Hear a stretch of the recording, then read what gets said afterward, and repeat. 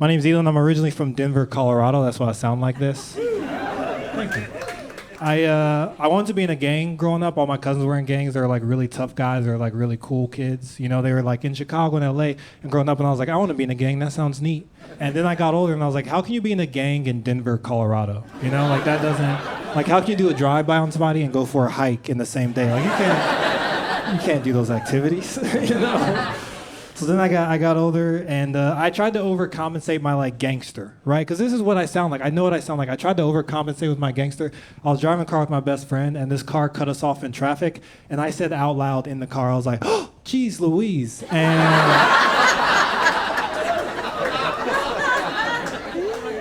my friend was like, what'd you say? I was like, geez Louise, cuz. Like, I tried to make it tough, you know? We got in the car and I was like, let's skedaddle. My nigga, let's...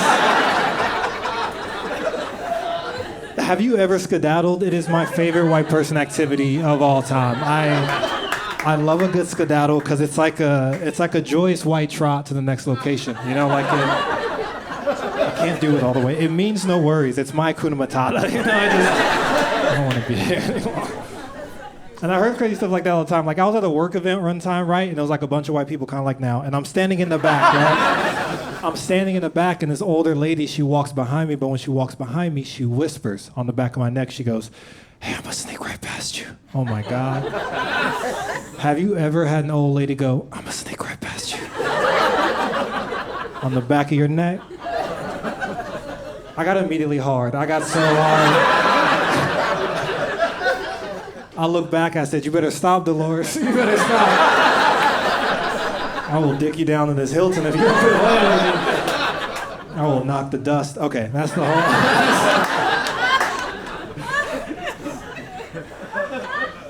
I probably shouldn't be allowed to, but I teach kids. I do. Yeah, this country's fucked.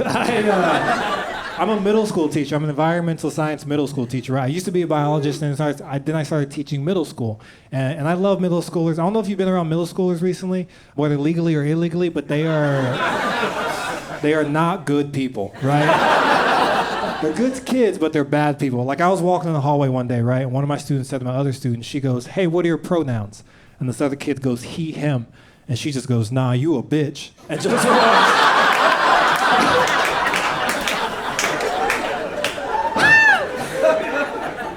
And I was like, damn, Jamal. I guess you're just a bitch now, man. Like, I didn't know that was one of the options, you know. I've been misgendering you this whole time, and that's my fault. I gotta be a better ally.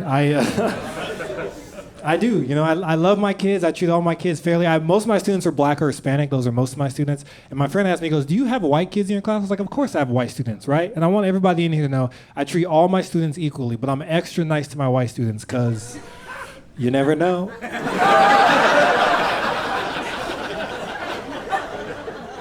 All right, some of you acting like you don't know statistics, and that's fine. That's cool. No, it's me. It's just me. Look, I get it. I can only do that joke during the summer. It's only funny during the summer holidays. Look, as a teacher, there's a big rule in the school. As a teacher, you're not allowed to date other teachers, right? Because it can be messy and cause conflict.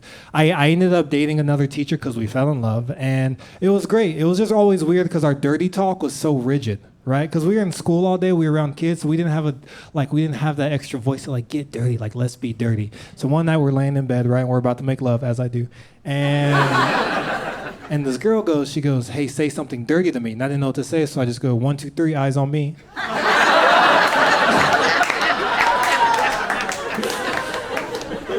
Then I hit her with this. I said, shh. If you don't know what this is called the quiet coyote.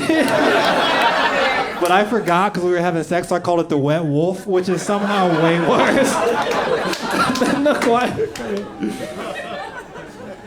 That's fine. That's fine. It's good.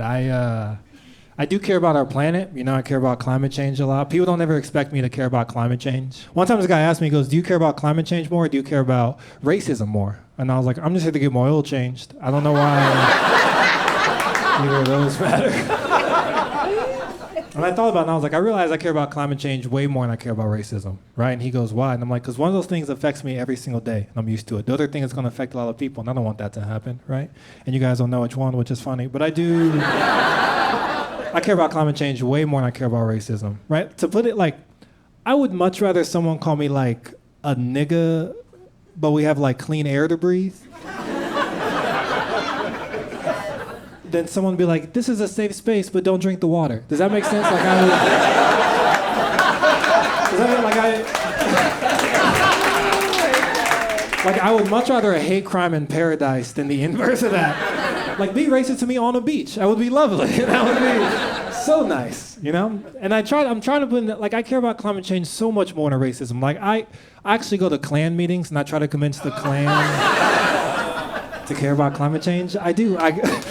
I go to Klan meetings and I go, hey guys, thanks for having me. Don't you want your great-great-grandchildren to hate my great-great-grandchildren for no reason? I'm like, the sun's hotter, it's gonna make more black people. That's not what y'all want. Like, that's not, let's find a solution to your problem. I'm trying, no, you know, I'm trying. I didn't always want to be a wildlife biologist. When I was younger, I wanted to be an aquatic biologist, right? Or as my cousin called me, a water nigga. I really wanted to be, yeah, he called me a water nigga like I was a Pokemon, you know? Like, he would go into a fight and be like, water nigga, I'd be like, ah! And I'd jump out and... I wanted to be an aquatic biologist because I saw the movie Nemo when I was younger, right? And you know that scene in Nemo when they're like bouncing on the jellyfish? I saw that scene and I was like, that's incredible. I want to study jellyfish. I want to learn about jellyfish. So I got older and I studied jellyfish and I found out, you guys know the theory, what happens when you get stung by a jellyfish? What are you supposed to do? Pee on it. That's actually not true, right? You guys are a bunch of freaks. Peeing on it can actually make it worse, but I love the guy who came up with that theory. He's the #1 jelly scientist in the world. He came up with the theory that if you get stung by a jellyfish, you should pee on it. But now experts are saying that can actually make it a lot worse. But I love that this guy had 2 passions in his life, right? He really loved jellyfish, and he really liked to get peed on. And he was like, how do I combine my 2 passions in the world, right? If only we could all be so lucky with our dreams, right? And so one day he's sitting in the lab, and they run in, they go, Mark, this kid got stung by a jellyfish, what do we do? And he goes, I think you should pee on it. And they're like, bro, why are you hard? Why are you hard right now? And he's like, because I really love jellyfish, dog. I really love it. Now let's turn on this R. Kelly and let's save this boy's life, you know? That joke is actually called R. Jelly. That's the whole joke. You don't have to laugh at that.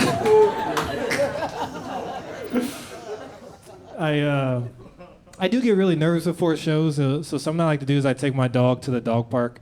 And recently I took my dog to the dog park, and this girl asked, she goes, oh, he's a emotional support dog. And I was like, yeah, I registered to be an emotional support dog. Did you guys know you can register your dog to be an emotional support animal? It takes like 20 minutes online. Like you don't have to have the shakes or nothing. And I took a road trip down to Texas one time, and this guy at the hotel, I checked into this hotel, and this guy at the hotel was like, hey man, you can't have dogs here. And I was like, no, you know, he's my service dog. He's doing me a service. And the guy walks behind the counter, looks at my dog, and just goes, thank you for your service. And I was like, that's not what that means. My name's Eeland Stribling. Thank you guys so much. Have a nice night. Bye!